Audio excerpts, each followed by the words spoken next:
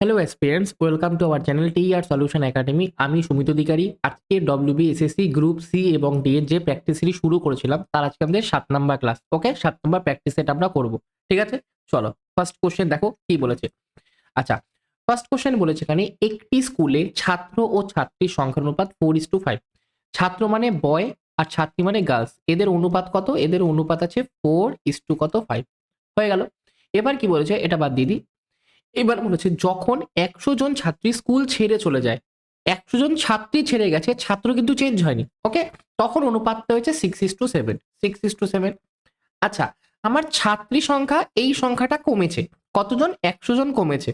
যখন 100 জন ছাত্রী কমেছে, ছাত্র সংখ্যার কোনো চেঞ্জ হয়নি। কিন্তু এখানে দেখো ছাত্র আছে 4 ইউনিট, এখানে আছে 6 ইউনিট। তাহলে দুটো সেম করতে হবে 4 আর 6 কে, কারণ ছাত্র সংখ্যা তো চেঞ্জ হয়নি। তাহলে 4 আর 6 লসাগু কত হয়? 4 আর 6 লসাগু 12। তাহলে আমি সবকটাকে 12 আনবো। 12 আনতে গেলে এই রেশিওটাকে 3 দিয়ে গুণ করতে হবে, আর এই রেশিওটাকে 2 দিয়ে গুণ করতে হবে। এটাকে 3 দিয়ে করলে 3 4 12, 3 5 15। আর এটাকে 2 দিয়ে করলে 6 দুগুণে 12 আর 7 দুগুণে তো কত? 14। 12 12 সেম আছে। এটা 15 থেকে 14 হয়েছে। কত কমেছে? 1 কমেছে। আর কোশ্চেনে বলেছে 100 জন ছাত্রী চলে গেছে, তাহলে এই 1 এর ভ্যালু 100 জন। তাহলে 12 এর ভ্যালু কত? 12 ভ্যালু 1200। তাহলে 12 জন আমার কি ছাত্র ছিল, তাহলে কজন? স্কুলে ছাত্রের সংখ্যা কত? 1200, মানে সি অপশনটা কারেক্ট অ্যান্সার। ওকে, চলো নেক্সট কোশ্চেন কি বলেছে। কোন শহরের জনসংখ্যা প্রথম বছরে 10% বৃদ্ধি পায়, দ্বিতীয় বছরে 20% হ্রাস পায়, তৃতীয় বছরে 25% বৃদ্ধি পায়। বর্তমানে জনসংখ্যা 11,000 হলে 3 বছর আগে জনসংখ্যা কত ছিল? দেখো, এটাকে অনেকে 100 ধরে করবে, যে 3 বছর আগে জনসংখ্যা 100 ছিল, তারপরে 10% বৃদ্ধি পেয়ে 110 হয়েছে, এরকম করে করবে। আমি একটু অন্যরকম ভাবে বলছি। দেখো, সবার আগে 10%, 20% আর 25%-এর ফ্র্যাকশনাল ভ্যালু বের করে নেবো। 10%-এর 1/10, 20%-এর 1/5, 25%-এর 1/4। এবার প্রথমে 10% বৃদ্ধি পেয়েছে, তার মানে যদি প্রথমে জনসংখ্যা 10 ছিল, তার মধ্যে 1 বেড়েছে, 11 হয়েছে। পরের বছর 20% হ্রাস পেয়েছে, মানে যদি জনসংখ্যা 5 জন হয়, তার মধ্যে 1 কমে 4 জন হয়েছে। তারপরে 25% বৃদ্ধি পেয়েছে, যদি জনসংখ্যা 4 জন হয়, তার মধ্যে 1 বেড়ে 5 হয়েছে। তাহলে এটা হয়ে গেল প্রথম বছরের সাথে লাস্ট বছরের জনসংখ্যার অনুপাত। যদি এটাকে গুণ করি 10 ইন্টু 5 ইন্টু 4 ইস্টু এদিকে 11 ইন্টু 4 ইন্টু 5, তাহলে কাটাকাটি করলে 4 4 কেটে গেল, 5 5 কেটে গেল, 10:11। এটা ছিল 3 বছর আগের জনসংখ্যা, এটা ছিল এখনকার জনসংখ্যা। তাহলে এখনকার জনসংখ্যা বলে দিয়েছে এখানে 11,000। তাহলে এই 11 ইউনিটের ভ্যালু 11,000, তার মানে একের ভ্যালু কত? 1000। তাহলে 10-এর ভ্যালু কত হয়ে যাবে? 10-এর ভ্যালু 10,000 হয়ে যাবে। 10K, 10,000। তাহলে সঠিক উত্তর কোনটা? 3 বছর আগে জনসংখ্যা ছিল 10,000 জন, মানে এই অপশনটা আমাদের কারেক্ট অ্যান্সার। ওকে, তোমাদের কি অ্যান্সার হলো অবশ্যই সেটা কমেন্টে জানাবে। প্রত্যেকটা কোশ্চেন দেখে, এই যে এই কোশ্চেনটা আমরা দেখছি, দেখার পরে ভিডিওটাকে পজ করবে, পজ করে নিজেরা সলভ করার চেষ্টা করবে। তারপরে তোমাদের কি অ্যান্সার আসলো সেটা কোশ্চেন নাম্বার মেনশন করে উত্তর দেবে। তারপরে তোমরা ক্লাসটাকে দেখবে, তাহলে বুঝতে পারবা যে তোমরা অঙ্কটা না বলার আগে পারছো কি পারছো না। ওকে, থার্ড কোশ্চেন দেখো কি। 8 জন পুরুষের গড় বয়স 2 বছর বৃদ্ধি পায় যখন 20 বছর এবং 24 বছর বয়সের 2 জন পুরুষের পরিবর্তে 2 জন নতুন মহিলা দলে আসে। তাহলে ওই 2 জন মহিলার গড় বয়স কত? দেখো, 8 জনের গড় বয়স 2 বছর বৃদ্ধি পেয়েছে। 8 জনের গড় বয়স 2 বছর বৃদ্ধি পেয়েছে, তার মানে ওদের যে 8 জনের যে বয়সের সমষ্টি, তার মধ্যে কত বৃদ্ধি পেয়েছে? 8 গুণ 2, মানে 8 দুগুণে 16 বৃদ্ধি পেয়েছে। এইবার একজন 20 বছরের আর একজন 24 বছরের পরিবর্তে 2 জন এসছে। তাহলে টোটাল ওই যে ওদের যে দলটা আছে, দল থেকে কত বছর বেরিয়ে গেছে? এই দুটোকে যোগ করে দাও, 4 আর 4, 44 বছর বেরিয়ে গেছে। এবার ধরো যে দুটো মহিলা ওখানে এসছে, তাদেরও বয়স ধরো দুজনের সমষ্টি 44 বছরই। তাহলে গড়ে চেঞ্জ হতো না, কিন্তু কি গড়ে 2 বেড়েছে, সমষ্টিতে 16 বেড়েছে। এই 16টা আসলো কোথা থেকে? নিশ্চয়ই মহিলা 2 জন 16 বছর এক্সট্রা নিয়ে এসেছে। তাহলে ওই মহিলা 2 জন কত নিয়ে এসছে? এই 44-এর সাথে 16কে যোগ করব। 6 আর 4 10-এর শূন্য, হাতে থেকে 1, 4 একে 5 একে 6। তাহলে 2 জন 60 বছর বয়সে, মানে 60 বছর সমষ্টি বিশিষ্ট 2 জন মহিলা দলে এসেছে। আমাকে বলেছে 2 জন মহিলার গড় বয়স কত। 2 জনের বয়সের সমষ্টি যদি 60 বছর হয়, গড় বয়স কত হবে? 60/2, মানে 30 বছর। মানে কোনটা? সি অপশনটা কারেক্ট অ্যান্সার। ক্লিয়ার আছে? নেক্সট, কত টাকার 8% হারে 5 বছরের সরল সুদ এবং 10% হারে 3 বছরের সরল সুদের পার্থক্য 150 টাকা? আচ্ছা, সবার আগে দেখো, যদি 8% হিসাবে আমি 5 বছর ইনভেস্ট করি তাহলে কত টাকা সুদ পাবো? 5 40% সুদ পাবো। ধরো 100 ইউনিট টাকা আছে, তার মধ্যে 40% সুদ পাবো যদি 8% হিসেবে 5 বছরের জন্য বিনিয়োগ করি। আবার যদি আমি 10% হিসাবে 3 বছরের জন্য বিনিয়োগ করি তাহলে 3×10 30% সুদ পাবো। একবার পাচ্ছি 40% সুদ, একবার পাচ্ছি 30% সুদ। এদের মধ্যে পার্থক্য কত? 10%-এর। এই 10%-এর ভ্যালু কোশ্চেনে 150 টাকা বলে দিয়েছে, যে সুদের পার্থক্য 150 টাকা। সবসময় একটা টাকা মূলধন নিজে 100% হয়, তাহলে 10%-এর ভ্যালু যদি 150 টাকা হয় তাহলে 100%-এর ভ্যালু কত? 1500 টাকা হয়ে যাবে। তাহলে কারেক্ট অ্যান্সার কোনটা? বি অপশনটা সঠিক উত্তর।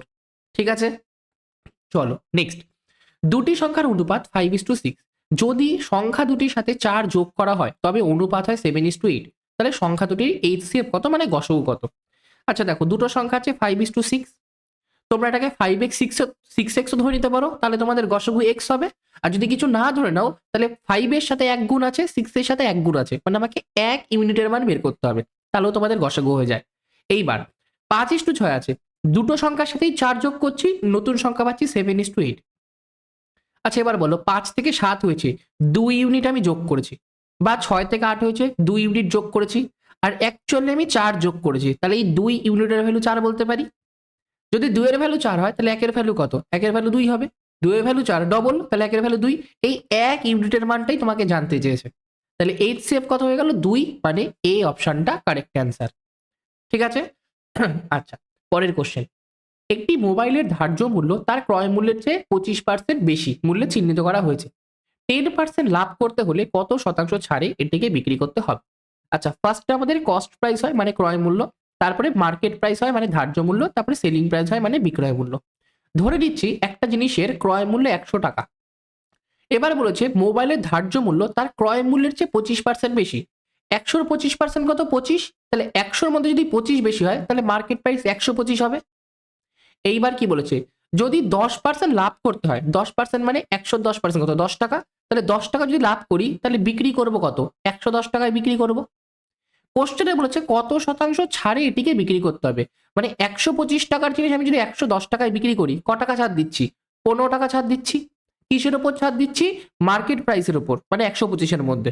তাহলে শতকরা কত? ইন্টু 100%। 25 দিয়ে 5, 25 দিয়ে 4, 5 দিয়ে 3, তাহলে কত? 3 ছাড়া 12%।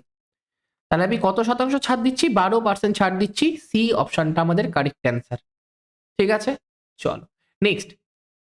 এ এর 30%, বি এর 0.25, সি এর 1/5 হলে A is to B is to C কত? দেখো, A is to B is to C, আমি যদি এ বাই এক্স সমান সমান বি বাই ওয়াই সমান সমান যদি সি বাই জেড বের করতে পারি, তাহলে বলতে পারি A is to B is to C সমান সমান X is to Y is to Z. তাহলে সবার আগে আমাকে এরকম ফর্ম্যাটে বের করতে হবে। আচ্ছা, এ এর 30% মানে এ ইন্টু 30/100, বি এর 0.25 মানে বি ইন্টু 0.25, 10 তুললে নিচে 100 আসে। আর সি এর, আচ্ছা এটা বুঝে দিচ্ছি, এটা তো আশা করি বুঝতে পেরেছো, তো এটা আর দরকার নেই। তাহলে সি এর কি বলেছে? সি এর 1/5 হয়ে গেল। 1/5 কাটাকাটি করবো, 0 0 কাটলাম, 25 দিয়ে করলে 4, তাহলে 3a/10 equal to b/4 equal to c/5। এটা আবার কেউ 10:4:5 করে দিও না, কারণ কি ওপরে কোনো সংখ্যা থাকা চলবে না। এখানে 3 এর সাথে a গুণ আছে, তাহলে a থাকা যাবে না। তাহলে কি করব? প্রত্যেকটাকে 3 দিয়ে ভাগ করে দেব, মানে নিচে হরের সাথে 3 গুণ করে দাও, তাও হয়। তাহলে এই 3 3 কেটে গেল, a/10 equal to b/3×4=12 equal to c/15। তাহলে অনুপাত কত হয়ে গেল? 10:12:15। এটা কোথায় আছে? 10 12 15 এই অপশানে আছে, তাহলে ওটা কারেক্ট অ্যান্সার। চলো নেক্সট। এক ব্যক্তি তার আয়ের 75% খরচ করেন। যদি তার আয় 20% বৃদ্ধি পায় এবং খরচও 10% বৃদ্ধি পায় তবে তার সঞ্চয় কত শতাংশ বৃদ্ধি পাবে? আচ্ছা, আমরা যেটা ইনকাম করি, আয়ের থেকে যদি এক্সপেন্ডিচার মানে ব্যয়টাকে মাইনাস করি তাহলে আমি কি পাই? সঞ্চয় পাই বা সেভিংস পাই। ধরে নিচ্ছি প্রথমে একজন মানুষ 100 টাকা আয় করছিল। এবার কি বলেছে? তার আয়ের 75% খরচ করে। 100-র 75% কত? 75 টাকা। এটা যদি খরচ করে তাহলে সঞ্চয় সে 25 টাকা করবে, তাই তো? এইবার যদি তার আয় 20% বৃদ্ধি পায়, মানে 100-র 20% বৃদ্ধি পেয়েছে, 120 টাকা আয় হয়েছে, মাইনাস সঞ্চয় 10% বৃদ্ধি পেয়েছে, আগে 75 টাকা ব্যয় করতো, 75 টাকা 10% কত 7.5। এত টাকা আমার খরচ বেড়েছে, তাহলে মোট খরচ কত হয়েছে 5, 7 আর 5 12, 82.5 টাকা আমার এখন খরচ হয়েছে। তাহলে সে সঞ্চয় কত করছে এখন 120 থেকে 82.5 মাইনাস করব, তাহলে কিছু নেই মানে 0, এটা 5, এটা 3, 7 আর 3 10, এটা 9, 10 আর 12 3 হয়ে গেল 37.5 টাকা সে এখন সঞ্চয় করছে। তাহলে সঞ্চয় কত বাড়িয়েছে 25 থেকে 37.5 করেছে, তাহলে ক টাকা 25, 26, 27 2 টাকা 37 12 টাকা 12.5 টাকা তার সঞ্চয় বেড়েছে কতর মধ্যে 25-এর মধ্যে। শতকরা কত ইন্টু 100%। 25 দিয়ে কাটলে 4, 4 গুণ 12.5, 4 5 20, 2, 4 দুগুণে 8, 9 10 1, 4 একে 4 একে 5, 50% আমার সঠিক উত্তর। তাহলে অ্যান্সার 50% তার সঞ্চয় বেড়েছে, মানে সি অপশনটা আমাদের কারেক্ট অ্যান্সার। ক্লিয়ার? চলো নেক্সট। কোন বৃহত্তম সংখ্যা দিয়ে, কোনো না, এটা কোন বৃহত্তম হবে, কোন বৃহত্তম সংখ্যা দিয়ে 43, 91 এবং 183-কে ভাগ করলে প্রতি ক্ষেত্রে একই অবশিষ্ট থাকে। আচ্ছা, যখন সেম রিমাইন্ডারের কনসেপ্ট আসে বা একই ভাগশেষের কনসেপ্ট আসে, তখন তুমি শুধু সংখ্যাগুলোকে নিয়ে নেবা।